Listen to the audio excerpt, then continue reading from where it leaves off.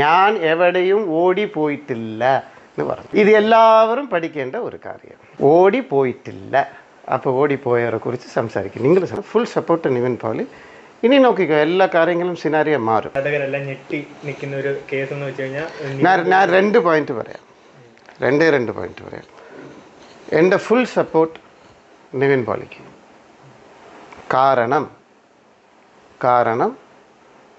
അദ്ദേഹം ഡയറിങ് ആയിട്ട് അപ്പം തന്നെ എല്ലാ പ്രസ് ആളുകളെയും വിളിച്ചു. എന്താ പറഞ്ഞ പുള്ളി? നിങ്ങളുടെ സപ്പോർട്ട് വേണം. അദ്ദേഹത്തിൻ്റെ മനസ്സിൽ ധൈര്യമുണ്ട്, സത്യമുണ്ട്. അതുകൊണ്ട് അത് നേരിട്ട് വന്നു. അതാണ് ചെയ്യേണ്ടത്. നമ്മൾ തെറ്റ് ചെയ്തില്ലെങ്കിൽ നേരിട്ട് വരണം. അത് നിവിൻ ചെയ്തത് ഏറ്റവും നല്ല ഒരു എക്സാമ്പിളായിപ്പോയി ഇൻഡസ്ട്രിക്ക് തന്നെ.